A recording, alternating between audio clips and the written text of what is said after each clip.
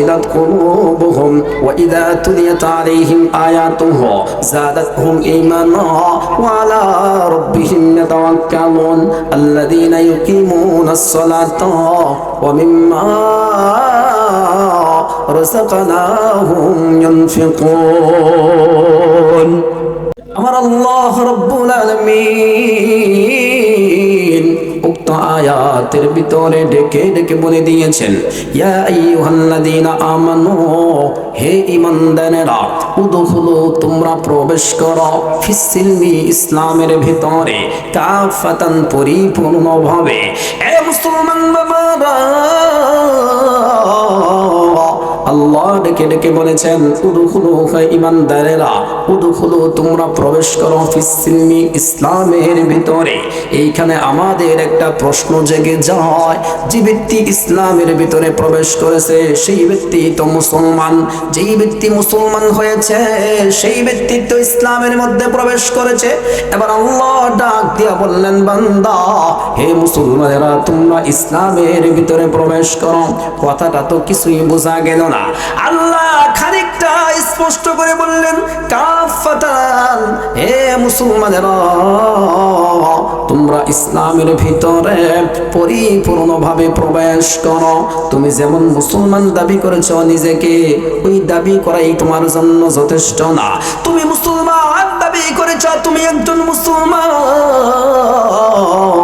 কেননা তোমার পিতা ছিল মুসলমান, এই কারণে তুমি নিজেকে মুসলমান দাবি করেছ।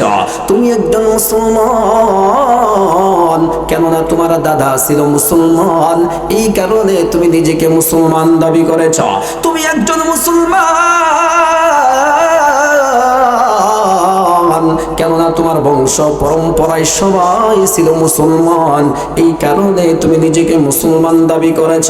আমার আল্লাহ রাব্বুল আলামিন ডাক দিয়া বললেন হে মুসলমানেরা তোমার এই সমস্ত দাবিগুলো যুক্তিসঙ্গত না। তুমি বংশ পরম্পরায় মুসলমান, মুসলমানের ঘরে জন্মগ্রহণ করেছ, এতে তুমি পরিপূর্ণ মুসলমান হবা না। উক্ত আয়াতের তাফসীর আমার আল্লাহ রাব্বুল আলামিন মহাগ্রন্থ কোরআনুল কারীমের 9 নম্বর পারার 16 নম্বর পৃষ্ঠায় সূরা আনফালের ভিতরে তাফসীর করেছেন। এ বাবাজি আজকের এই মাহফিলটা হলো তাফসীরুল কোরআন মাহফিল, তাই আমি আপনাদের সামনে উক্ত আয়াতের তাফসীর করতে যাচ্ছি। উলামায়ে কেরাম মুফাসসিরিনে কেরাম আমার সম্মুখে বসা আছেন, আমার সাথে বসা আছেন। এ বাবা আমার আল্লাহ রাব্বুল আলামিন উক্ত আয়াতের তাফসীর করেছেন সূরা আনফালের ভিতরে। আল্লাহ ডাক দিয়ে বললেন ইন্নামাল মুমিনুনা আল্লাযীনা ইযা যুকিরাল্লাহ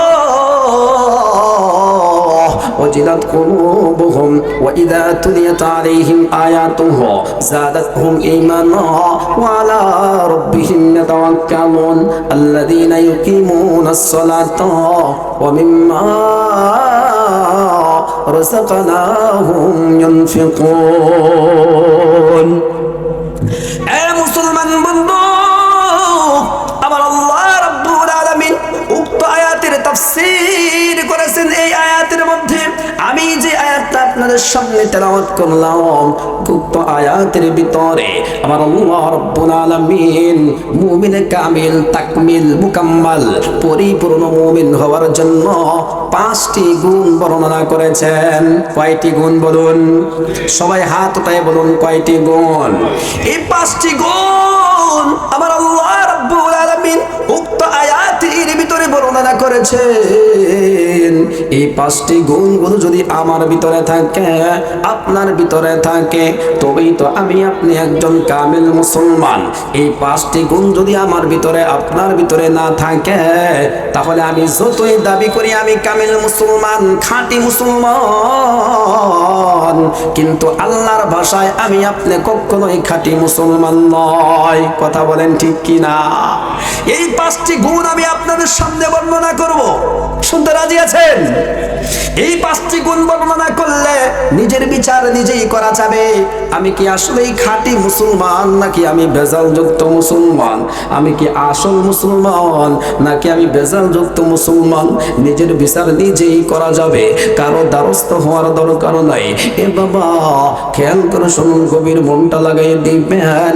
1 নম্বর গুণ আমার আল্লাহ রাব্বুল আলামিন উক্ত আয়াতের ভিতরে বর্ণনা করেছেন, আল্লাযীনা ইযা যুকিরাল্লাহ ওয়াজিলাত কুলুবুহুম।